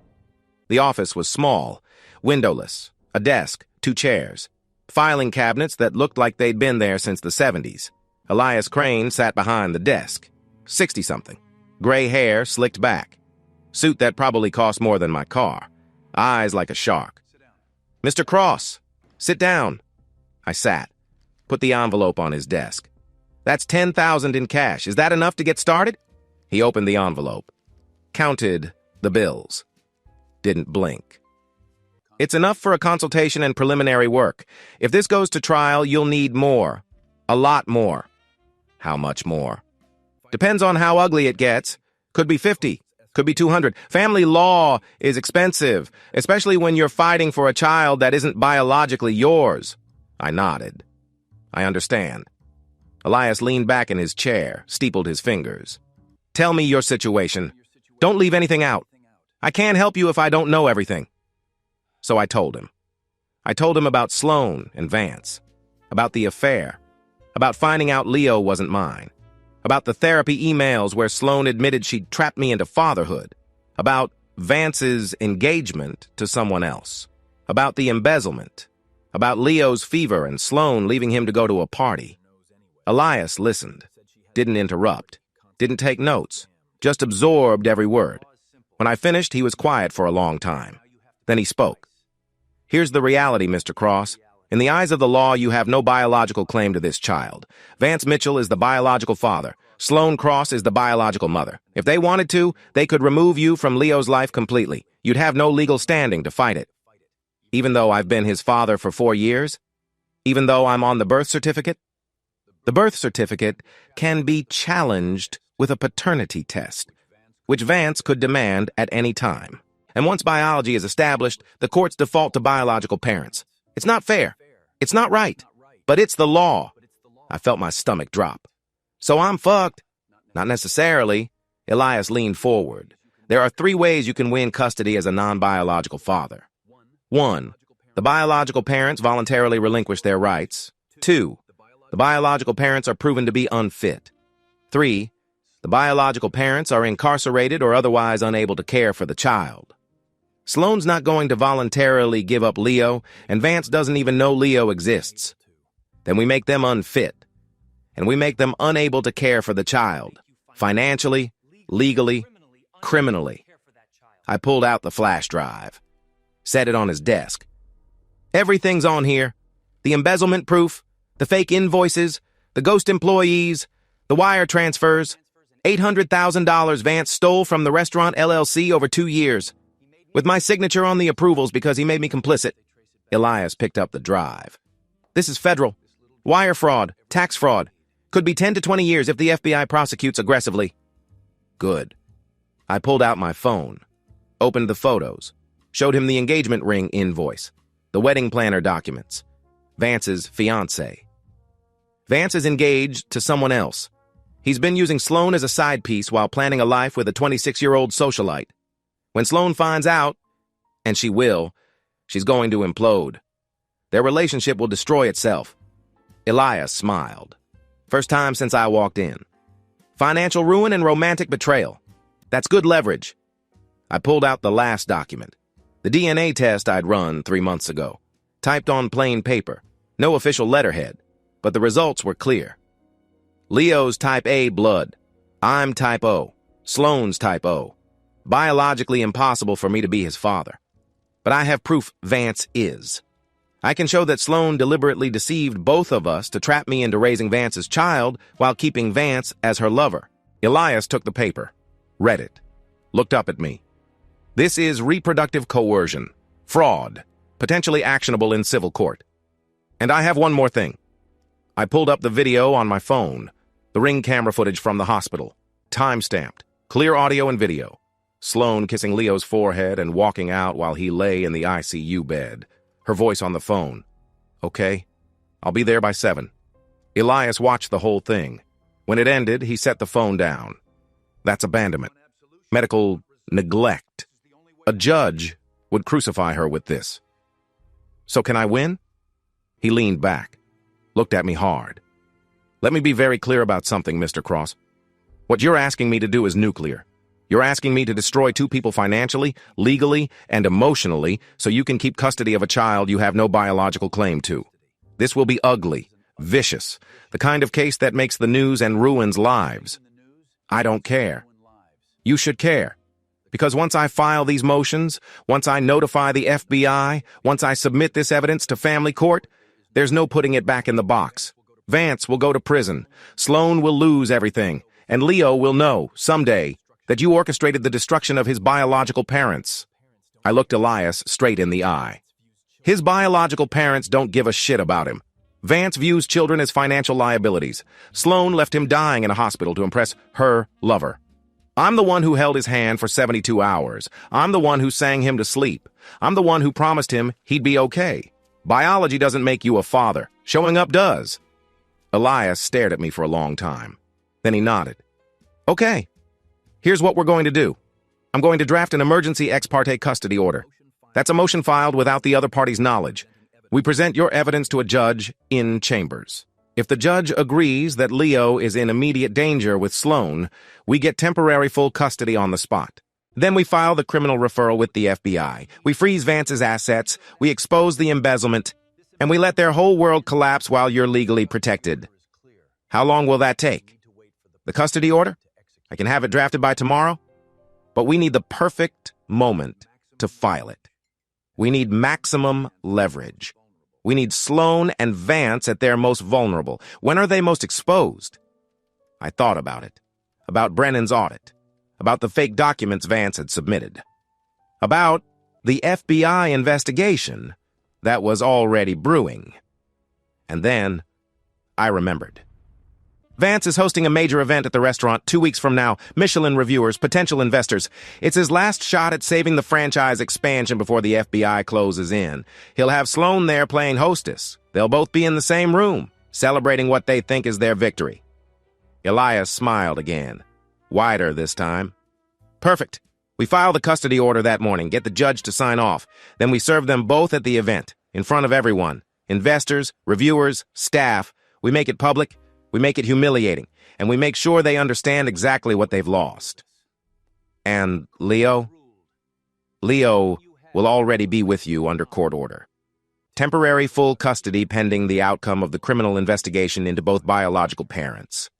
Once Vance is indicted and Sloane is named as a co-conspirator, the custody becomes permanent. You adopt him legally. Change his last name if you want. He's yours.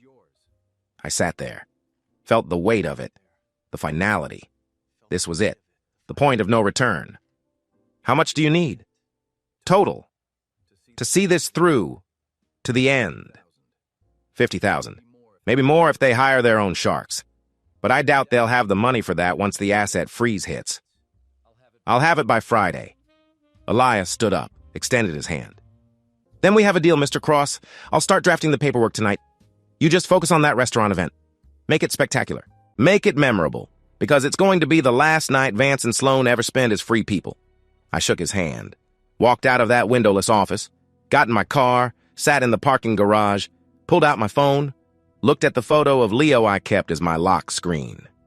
Him at the beach last summer, smiling, holding a sand castle he'd built with my help. Almost over, buddy, I whispered. Just a little longer. I started the car, drove home. 2 weeks. That's all I had left. 2 weeks to cook the greatest meal of my life. 2 weeks to make sure every detail was perfect. 2 weeks before I burned down everything Vance and Sloane had built. And when the smoke cleared, I'd be standing there with my son. That's all that mattered. Everything else could burn. The morning of the Michelin event, I woke up at 4 a.m. Didn't need an alarm. My body knew. This was the day. I got dressed, kissed Leo on the forehead while he slept, drove to the restaurant in the dark. The kitchen was empty. Quiet. I turned on the lights. Stood there for a minute, just breathing. This was it. The last service I'd ever cook in this building. The last time I'd touch these stoves. The last time I'd played a dish that belonged to Vance. My phone buzzed. Text from Marcus at the diner. "We're ready when you are. Good luck tonight, chef." I texted back. "See you on the other side." I got to work. By 6 a.m., the prep was underway. Danny arrived first, then the sauté cook, the pastry chef, the expediter. One by one, my team filtered in. The ones I'd recruited, the ones who knew about the diner, the ones who were loyal to me, not Vance. They looked at me different today, like they knew something was ending. "This is the big one," Danny said. "Michelin reviewers, Vance's investors. You nervous, chef?" "No, I'm ready." Vance showed up at 8, walked into the kitchen like he owned it, because he did, for now. "Jules, big night. You ready to make history?" I looked at him. This man who'd fucked my wife in my house, who'd stolen my son's childhood, who'd embezzled from the restaurant while pretending to be my mentor, who was getting married to someone else while keeping Sloan on the hook. "I'm ready, Vance. I've been preparing for this my whole life." He grinned, slapped my back. "That's what I want to hear. Listen, I've got the investors arriving at 7. Michelin reviewers are confirmed for 8. I need you cooking like your life depends on it. Because honestly, it kind of does.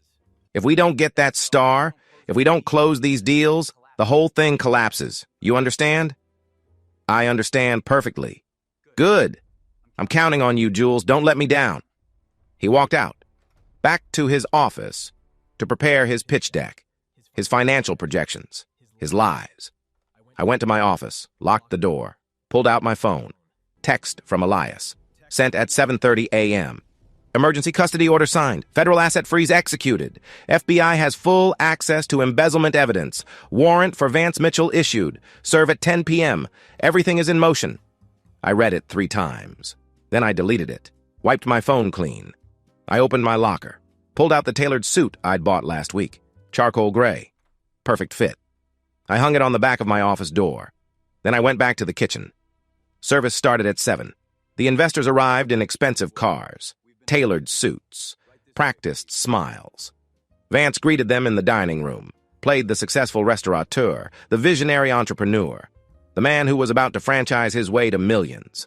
Sloan was there too, playing hostess, wearing a black dress that probably cost more than most people's rent, smiling, laughing at their jokes, pretending she wasn't dying inside, wondering if Vance was really going to marry Natalie Ashford in Boston. At 8 p.m., the Michelin reviewers walked in. 2 of them, a man and a woman, both in their 50s, dressed down, trying to blend in. But I knew, every chef knows, you can feel it when they walk through the door, the weight of their judgment. Vance seated them at the best table, the one by the window with perfect lighting and the view of the open kitchen. Marcus came up behind me. "That them?" "Yeah, that's them." "You sure about this, chef? This is the biggest night of your career. If you nail this, you get the star. You become famous. You could write your own ticket." I looked at him. "I already wrote my ticket. It's at the diner." "This?" I gestured at the kitchen. "This is just the finale." "Then let's make it count." I called the team together, gathered them around the pass. "Listen up. Tonight we cook the best food this restaurant has ever served. Not for Vance, not for the investors, not even for the Michelin stars. We cook for ourselves, for our craft, for every hour we've spent in this kitchen perfecting our skills. We cook because we're fucking artists and this is our last canvas. You understand?" They nodded. Danny smiled. The sauté cook cracked his knuckles. The pastry chef checked her mise en place. "Good. Let's go to work." And we did. I cooked like I was possessed. Like every dish was a prayer. Like every plate was a message. The amuse-bouche was a single oyster, topped with champagne, mignonette, and caviar. Simple. Perfect. The brine of the ocean meeting the elegance of celebration. The first course was seared foie gras, served with compressed peach and toasted brioche, the richness balanced by the sweetness, the texture contrast singing. The fish course was halibut, poached in brown butter, plated with roasted fennel and blood orange. Clean, bright, acidic. The meat course was the duck breast, my signature. But tonight I made it different. I dry-aged it for 14 days, scored the skin deeper, rendered it slower. The cherry gas streak had a hint of black pepper, a touch of balsamic. It was aggressive, bold, unapologetic. Every dish that left my station was perfect. Not good, not great, perfect. I watched the reviewers eat, watched their faces, watched the way they closed their eyes on the first bite of the duck, the way they scraped the plate clean. By 9:30, dessert was going out. The pastry chef had made a chocolate sphere, filled with salted caramel and hazelnut cream. We poured hot espresso over it at the table. It melted, revealed the treasures inside. The reviewers applauded, actually applauded, in the middle of the dining room. Vance was ecstatic. I could see him through the pass, shaking hands with the investors, pouring champagne, calculating his valuation, planning his expansion. Sloane stood next to him, smiling, playing her part. They had no idea. At 9:45, my phone buzzed. Text from Elias. "Server's en route. ETA 10 minutes. I wiped down my station, took off my apron, hung it on my locker. "Marcus, you've got the kitchen. I need to step out for a minute." "Now?" "Service isn't over. It is for me. Handle the last tables. You know what to do." I went to my office, put on the suit, checked myself in the mirror, straightened my tie.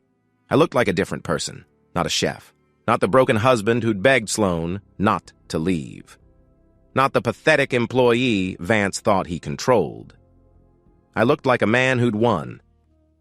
I walked back out to the dining room, stood by the door, watched. Vance was giving a speech to the investors, talking about growth projections, market penetration, ROI. "Gentlemen, what we've built here is just the beginning. With your capital and my vision, we're going to turn this restaurant into a national brand. 10 locations in 3 years. 20 in 5. This is the ground floor of something extraordinary." The investors nodded, raised their glasses, believed every word. At exactly 10 p.m., 2 federal agents walked through the front door. The dining room went quiet. They walked straight to Vance. Badges out. "Vance Mitchell?" Vance turned, confused. "Yes? FBI? You're under arrest for wire fraud, tax fraud, and embezzlement. You have the right to remain silent. Anything you say can and will be used against you in a court of law." They cuffed him right there, in front of everyone, the investors, the reviewers, Sloane. Vance's face went white. "What? There must be some mistake. I'm in the middle of a business." "You're in the middle of a federal investigation, Mr. Mitchell. We've been authorized to freeze all assets associated with your LLC holdings. That includes this restaurant." One of the investors stood up. "What the hell is going on?" The agent turned to him. "This establishment is currently operating under fraudulent financial structures. We recommend you consult with your attorneys before making any further investments." Sloane grabbed Vance's arm. "Vance, what are they talking about? What did you do?" He looked at her, and for the first time I saw real fear in his eyes. "I don't know. This is insane. Call my lawyer. Call him right now." The agent started walking him toward the door, the entire dining room watching, the investors gathering their coats, the Michelin reviewers taking notes. And then Sloane saw me, standing by the wall, in my suit, watching. Our eyes met, and I saw the moment it clicked, the moment she understood. "Julian?" Her voice was small, scared. "What did you do?" I smiled. "I showed up, Sloane. I stayed, and I protected what's mine." The agents escorted Vance out. The investors followed. The Michelin reviewers left without finishing their desserts. Within 15 minutes, the dining room was empty. Just me and Sloane and the wreckage of everything Vance had built. She walked over to me, tears running down her face, mascara smearing. "You destroyed him. You destroyed everything." "No. I saved my son. Everything else was already rotten." She opened her mouth, closed it, turned and walked out. I stood there in the empty restaurant, listened to the silence. My phone buzzed. Text from Marcus at the diner. "Kitchen's ready when you are, chef. We've got a full house tonight." I took one last look at the dining room, at the kitchen where I'd spent 4 years of my life, at the dream I thought I wanted. Then I walked out the door, and I drove to the life I'd actually built. The diner parking lot was full when I pulled in. 11:30 at night, and every booth had bodies in it. I could see Marcus through the window, moving behind the counter, pouring coffee, smiling at customers like he'd been doing this his whole life. I sat in my car for a minute, still wearing the suit. My phone had been buzzing non-stop since I left the restaurant. 53 missed calls. Sloan, Vance's lawyer. The restaurant's insurance company. I turned it off, shoved it in the glove box. I got out, walked through the front door. The bell chimed. Danny saw me first. He was working the grill, looked up and grinned. "Chef, you made it." The whole kitchen stopped, turned to look at me. Marcus came out from behind the counter, walked over, extended his hand. "Welcome home, Chef." I shook it, looked around. The place was packed. Real people. Working class folks, families, a couple sitting in the corner booth sharing a plate of fries, an old man at the counter reading the paper while he ate pie. This wasn't elegant, wasn't sophisticated, wasn't trying to impress anyone. It was real.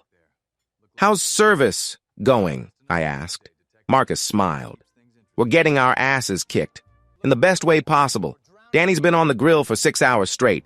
We ran out of the short rib hash twice. Had to 86 the fried chicken around 10 because we couldn't keep up. Good problems to have. You want to jump on the line? We could use the help." I looked down at my suit. The expensive charcoal gray fabric. The silk tie. I'd worn it to watch Vance's arrest, to look like a man who'd won. Now I just wanted to cook. "Give me 2 minutes." I went to the back office. Changed into the chef whites I kept in my locker, tied my apron, walked back out to the kitchen. "Danny, you've been on the grill long enough. Take your break." "I've got it." He looked at me. "You sure, Chef? You just came from—" "I'm sure. Go eat something. Come back in 20. He nodded, wiped his hands, walked out. I stepped up to the grill, felt the heat on my face, the familiar weight of the spatula in my hand, the smell of butter and caramelized onions and beef fat. Marcus called out the next order. 2 smash burgers, 1 fried chicken sandwich, hash with a fried egg. I got to work, and for the first time in 4 years, I felt like myself. We closed at 1 a.m., kicked out the last customers, locked the front door. Marcus and I sat in a booth with coffee and leftover pie while Danny and the others cleaned the kitchen. "How bad is it?" Marcus asked. "At the other place?" "It's done. Vance got arrested in front of everyone. FBI, wire fraud, embezzlement. The restaurant's assets are frozen. The LLC is bankrupt. It's over." Marcus nodded, sipped his coffee. "And Sloan?" "She walked out. Probably calling lawyers right now, trying to figure out how to save herself." "What about Leo?" That's when I felt it. The weight, the fear, the thing I'd been pushing down all night. "That's the next fight. I've got Elias working on an emergency custody order, but Sloane's still his legal mother. And Vance is his biological father. If they fight me, if they team up, I could lose him." Marcus leaned back. "They won't team up. Not after tonight. You made sure of that." "Yeah, but that doesn't mean they won't try to hurt me by taking Leo. Sloan could claim I'm an unfit father because I destroyed our family business. Vance could demand a paternity test and sue for custody just to punish me for getting him arrested. So what's your play?" I pulled out my phone, turned it back on, watched it light up with notifications. 97 missed calls, 146 texts, 3 voicemails. I opened the first voicemail. Sloane's voice, panicked, crying. "Julian, what the fuck did you do? The FBI just left. They're seizing everything, the house, the cars. They froze our accounts. I can't access anything. Call me back. We need to talk." "Please, call me back." I deleted it, opened the second one. Sloan again, but different, harder, angrier. "You fucking bastard, you planned this. You've been planning this for months. You destroyed Vance. You destroyed me. You destroyed everything we built. I hope you're fucking happy. I'll make sure you never see Leo again. I swear to God. I'll take him and you'll never find us. You're going to regret this." I deleted it. Opened the third. This one was just 20 seconds of her crying. No words, just sobbing. I put the phone down, looked at Marcus. "She's threatening to run with Leo." "Then you need to move fast. Get that custody order filed tomorrow morning before she has time to disappear." "Elias said we need Sloan at her most desperate. We need her to think she has no options. That's when we offer the deal." "What deal?" "She signs away all parental rights, grants me full legal custody. In exchange, I don't hand over the evidence that proves she knew about Vance's embezzlement. She walks away clean. Broke, but clean. Marcus whistled. And you think she'll take it? She will when the alternative is federal prison. We sat there in silence for a minute. Danny came out from the kitchen, wiped his hands on his apron. Kitchen's clean, chef. We're heading out. You need anything else? No. Good work tonight. All of you. This is what we're building. This right here. Real food. Real people. No bullshit. Danny smiled. See you tomorrow, chef. The kitchen crew filed out, left me and Marcus alone in the empty diner. You should go home, Marcus said. Check on Leo. Make sure Sloan hasn't done anything crazy. Yeah, you're right. I stood up, took off my apron, hung it on the hook by the office door. Marcus walked me to the front, unlocked the door. This is it, isn't it? The thing you've been working toward, it's finally happening. Yeah, it's finally happening. I walked out into the parking lot, got in my car, sat there for a second. My phone buzzed. Text from Elias. Emergency custody hearing scheduled for 9 a.m. tomorrow. Judge Reynolds, bring everything. This is it. I texted back. I'll be there. Then I drove home. The house was dark when I pulled into the driveway. Sloane's car was in the garage. The porch light was off. I used my key. Walked inside. Leo was asleep in his bed. I stood in his doorway, watched him breathe, his little chest rising and falling under his dinosaur blanket. Peaceful, safe, completely unaware that his entire world was about to change. I heard footsteps behind me. Sloane. Standing in the hallway, still in the black dress from the restaurant, mascara streaked down her face. You can't have him, she said. Voice flat. Dead. I'm his mother. Biology doesn't matter. The courts won't take a child away from his mother. I turned to look at her. They will when the mother is facing federal conspiracy charges.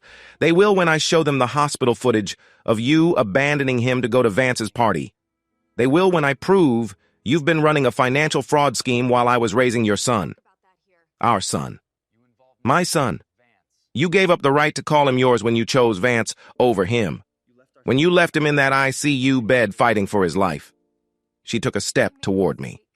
I made a mistake. One mistake. That doesn't make me an unfit mother. It wasn't one mistake, Sloane. It was 4 years of lies. 4 years of using me. 4 years of pretending to be a family while you built a secret life with another man. And you dragged Leo through all of it. So did you.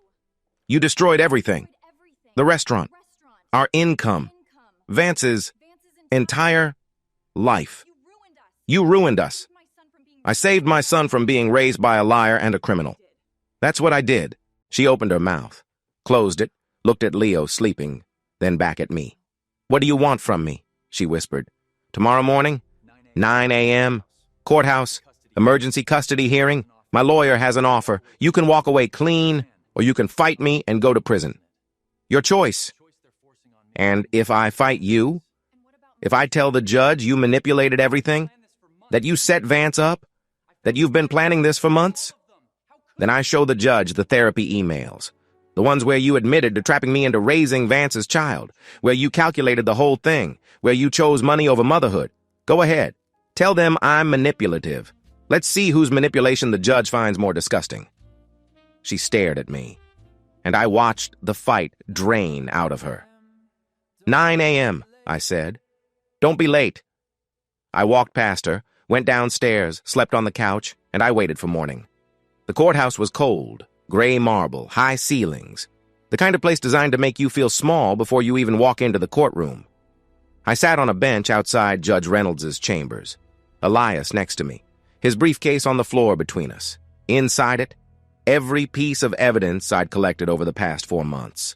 The embezzlement proof, the therapy emails, the hospital footage, the engagement ring invoice, the DNA test. Everything I needed to take Leo away from Sloane forever. My phone buzzed. Text from Marcus. Diner's prepped. Waiting for you, chef. You got this. I didn't respond. Just put the phone back in my pocket. At 8:50, Sloane walked through the main doors. No lawyer, no Vance, just her. Wearing jeans and a wrinkled blouse. Hair pulled back, no makeup. She looked like she'd aged 10 years overnight. She saw me, stopped, stood there in the middle of the hallway like she wasn't sure whether to run or fight. Elias stood up. "Mrs. Cross, I'm Elias Crane, Mr. Cross's attorney. We should talk before we go in front of the judge." She walked over, slow. Like every step hurt. "Where's Vance?" I asked. "Federal Detention Center. They denied bail. His lawyer says he's looking at 10 to 15 years if he doesn't take a plea deal." "And you?" She looked at me. "The FBI came to the house yesterday. They have questions about the LLC, about the joint accounts, about how much I knew." Her voice cracked. "They think I was part of it. They think I helped him steal the money." Elias opened his briefcase, pulled out a folder. "Mrs. Cross, my client has evidence that could clear you of conspiracy charges. Server logs from the restaurant showing you never accessed the accounting software. Time-stamped emails proving Vance handled all financial decisions. Witness statements from staff confirming you had no operational role in the business." She stared at the folder. "What do you want?" "Sign away all parental rights to Leo. Grant Mr. Cross full legal custody. Agree to supervised visitation only, with the understanding that Leo's well-being comes first. Do that, and we don't share the evidence that ties you to Vance's embezzlement. You walk away clean. And if I don't," I leaned forward, "then we go into that courtroom, and I show Judge Reynolds the hospital footage. The therapy emails where you admitted to trapping me into raising another man's child. The calendar where you planned your affair around my work schedule, and the evidence that you knew Vance was stealing from the restaurant. You'll lose Leo, and you'll go to prison. Your choice." She looked at the courtroom doors, then back at me. "You really think you can be a good father to him? Working 90 hours a week at some greasy diner on the East Side? No health insurance, no college fund, no stability. I'll be there. That's the difference. I'll show up. I'll hold his hand when he's scared. I'll make him breakfast. I'll teach him to ride a bike. I'll be his father, not his mother's revenge plan, not his biological father's financial liability, just his dad." She was quiet for a long time. Then she reached for the folder. "Let me see the papers." Elias pulled out the custody agreement. 6 pages, legal language. But the core was simple. Sloan Cross hereby voluntarily relinquishes all parental rights and responsibilities to the minor child. Julian Cross is granted full legal and physical custody. She read it, page by page, her hands shaking. "If I sign this, I can still see him, supervised visits. Once a month. If Leo wants to see you, if he doesn't, we don't force it." "And the FBI?" "They get the exculpatory evidence. You cooperate with their investigation. You testify against Vance if they need you to. And you walk away with a criminal record that says cooperating witness instead of co-conspirator." She pulled out a pen, signed her name on the last page, pushed the folder back across to Elias. "I want you to know something, Julian. I did love you. At first. Before Vance, before the restaurant, before all of this. I loved you." I stood up. "No, you didn't. You loved the idea of me, the chef, the artist, the guy who would work himself to death so you could play house with a rich man. You never loved me. And you never loved Leo. You loved what we could give you." She opened her mouth. Nothing came out. She turned and walked away, out the main doors, into the parking lot, gone. Elias put the signed agreement back in his briefcase. "Judge Reynolds is expecting us at 9. We present this. She signs off. Leo's yours." "That's it." "That's it. Congratulations, Mr. Cross. You're a single father." We walked into the courtroom. 45 minutes later, I walked out with full legal custody of my son. 6 months later, the Ember was packed. Tuesday night dinner rush. Every booth full. Every seat at the counter taken. The smell of caramelized onions and butter and coffee filled the air. I stood at the grill, flipping burgers, calling out orders. Marcus ran the front. Danny worked the fryer. The pastry chef, Sarah, I'd stolen her from the old restaurant right before it closed, was plating slices of her bourbon pecan pie. This wasn't Michelin star food. It was better. It was real. Through the kitchen window, I could see Leo in our usual booth, coloring on the kids' menu with crayons. He was almost 5 now, taller, smarter, still obsessed with dinosaurs. Marcus came back to the pass. "Table 6 wants to compliment the chef. Says the short rib hash is the best thing they've ever eaten. Tell them, thank you. You should go out there. Say hi. They're regulars now, they come every week. I wiped my hands, took off my apron, walked out to the dining room. The couple at table 6 smiled when they saw me. Middle-aged, working class, the kind of people who appreciate good food without needing it to come with a fancy presentation. Chef Julian, we were just telling Marcus this is our favorite place in the city. You've really built something special here. I appreciate that. Thank you for coming in. We've been reading about what happened at your old restaurant. The owner getting arrested, the FBI investigation. That must have been awful. I nodded.